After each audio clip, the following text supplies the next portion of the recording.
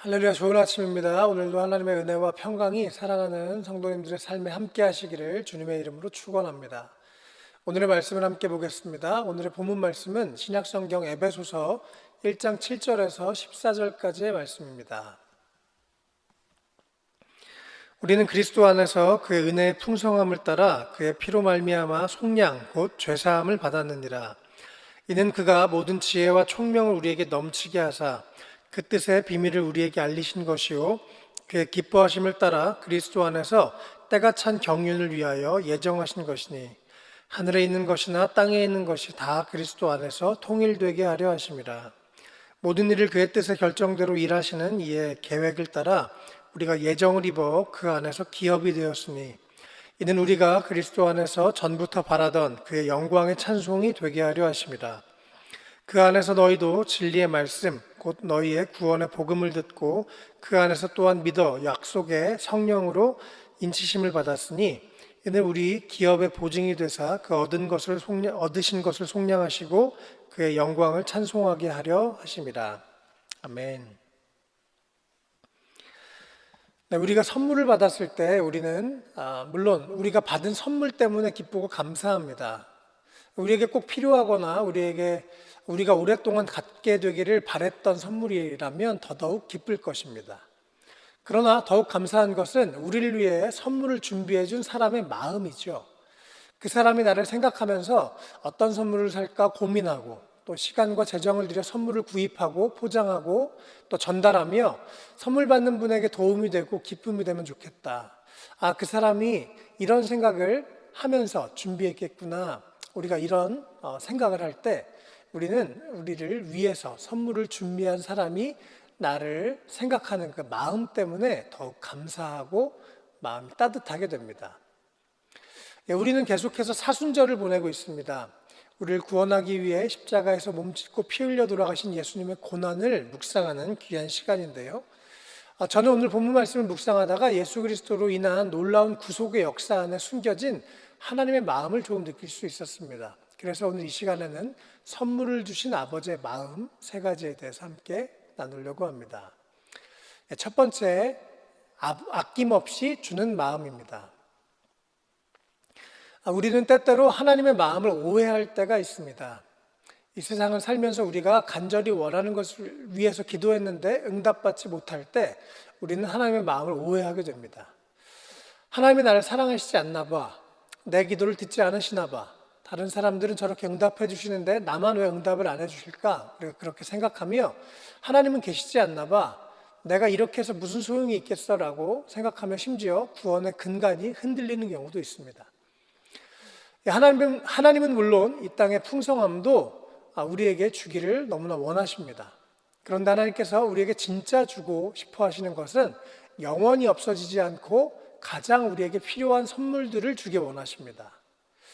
그 첫 번째 선물은 죄사함의 선물인데요. 7절에서 이렇게 말씀하십니다.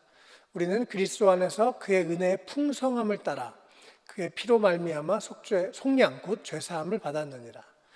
하나님 아버지는 그 풍성함으로도 조금도 아낌없이 우리에게 구원의 은혜, 죄사함의 은혜를 주신 것입니다. 또 두 번째 선물은 지혜와 총명인데요. 8절에 보면 이는 그가 모든 지혜와 총명을 우리에게 넘치게 하셨다 이렇게 말씀을 하십니다.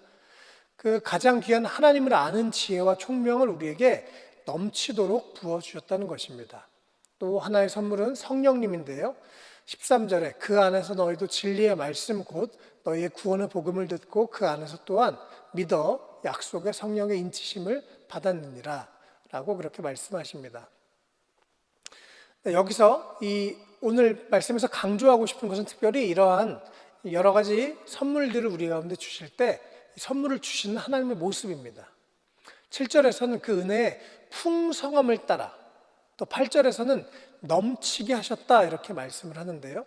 이 넘치게 하셨다라는 말은 헬라어로 페리소스라는 단어입니다. 이 말씀은 바로 풍부하다, 넉넉하다는 그런 뜻이 있는데요. 이 모습들이 바로 아낌없이 선물을 주시는 그 하나님 아버지의 마음입니다. 하나님 우리에게 풍성하게 넉넉하게 주기를 원하신 것이죠. 아낌없이 주시는 하나님 아버지의 마음을 느낄 수 있는 결정체가 있습니다. 하나님께서 가장 귀한 것은 무엇일까요? 하나님께 가장 귀한 것은 바로 당신의 아들 예수 그리스도입니다.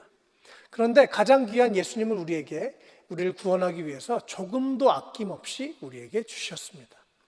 로마서 8장 32절에 자기 아들을 아끼지 아니하시고 우리 모든 사람을 위하여 내주시니가 어찌 그 아들과 함께 모든 것을 우리에게 주시지 아니하겠느냐 말씀하십니다. 사랑하는 성도 여러분, 우리 하나님 아버지는 우리에게 모든 것을 아낌없이 주시는 분이심을 꼭 기억하시기 바랍니다. 둘째, 하나님 아버지는 우리에게 가지고 계신 마음은 기쁨으로 주는 마음입니다. 우리가 다른 사람들과 선물을 주고받을 때 때로는 선물을 주는 사람이 더 설레고 기쁜 경우도 많습니다. 왜냐하면 선물을 주는 사람이 선물을 주는 대상을 사랑하기 때문에 그렇습니다.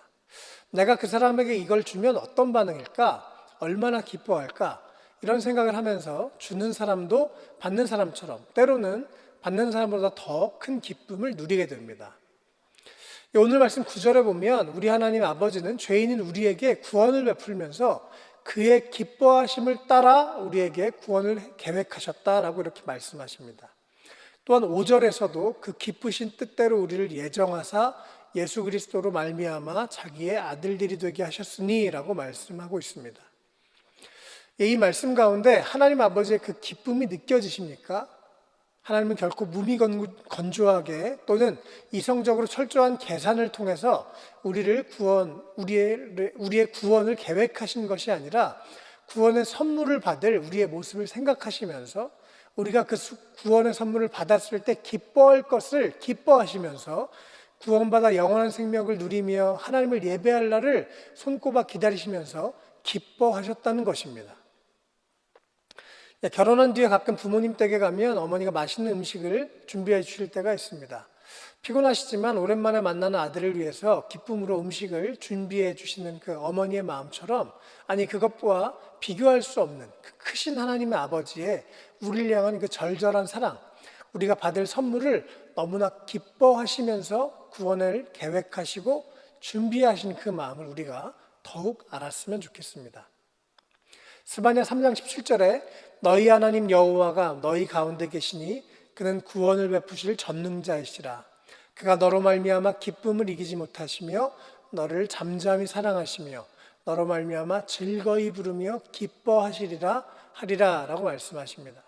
하나님 아버지께서는 우리에게 구원의 기쁨을 주기를 원하시는 분이시고 우리가 누릴 이 구원을 기쁨으로 계획하고 준비하신 그런 사랑이 충만하신 아버지심을 꼭 기억하시면 좋겠습니다.